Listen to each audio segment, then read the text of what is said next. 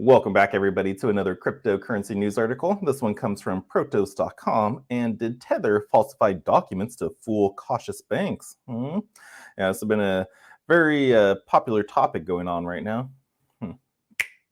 Welcome back, everybody, to another cryptocurrency news article. This one comes from protos.com. And did Tether falsify documentation to fool cautious banks? Question mark? Well, let's find out.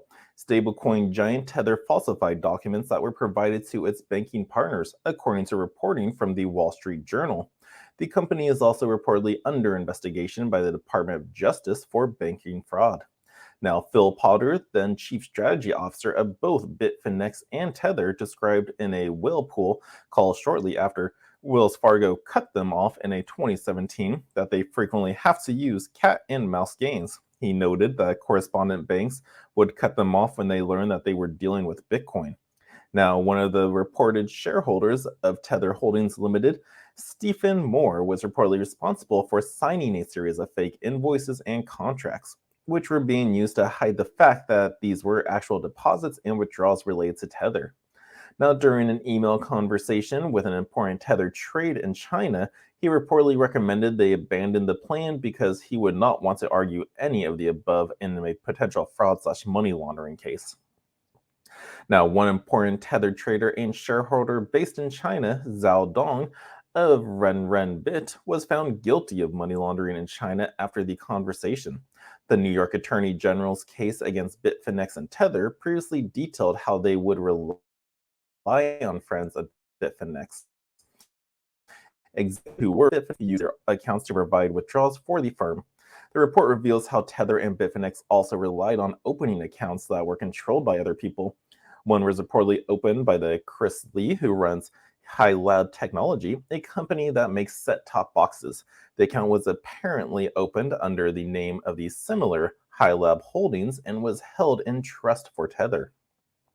Now, Jean Louis Vandervelde, also known as Jean Ludovicus Vandervelde, CEO for Bitfinex and Tether, claims in his Bitfinex biography that he was the center in the early development of a number of key technologies, including embedded systems, video streaming, IPTV, digital TV. Giancarlo De Vicini, Tether and Bitfinex's chief financial officer, reportedly imported set-top TV boxes in his previous business. Now, previously reporting, he also revealed that around the same time, Stuart Hogener, general counsel for Bitfinex and Tether, held funds for Tether in his account at the Bank of Montreal. Now, one of the other accounts reportedly created for use by Tether and Bitfinex was opened in the name of Denix Royal Discardie Limited Circuiti and was allegedly used to launder money for Hamas and Andin al-Qassam Brigades. That's a long name. This scheme reportedly involved a business that had an account at Bitfinex. Now, the DOJ comments have previously stated that the exchange involved in disrupting this network were fully cooperative. At the time, when Bitfinex and Tether were struggling so intensely to maintain access to banking, they also relied on payment processors like Crypto Capital Corp. The two companies would eventually give over $1 billion in commingled client and corporate funds to Crypto Capital Corp, the majority of which have been seized. After Signature Bank rejected Bitfinex and Tether's, Signature received outreach from a company called AML Global, a broker who dealt in aviation fuel. Now, AML Global was owned and controlled by Christopher Harburn, also known as Shakri Sokonuit. Harbone was a shareholder in the parent company of Bitfinex and Tether. Signature was told that the account would be controlled by Harborn and would be used for him to trade cryptocurrencies on Kraken. Now, this account was reportedly opened and then closed by Signature once it realized the account was being used for Bitfinex. Now, as Protos detailed in the Tether Papers investigation, Harborn was issued in excess of $70 million of Tether. Christopher Harbin is also father of Will Harborn, CEO of Diversify, formerly Ethfinex, a Bitfinex sister company that will eventually spun out.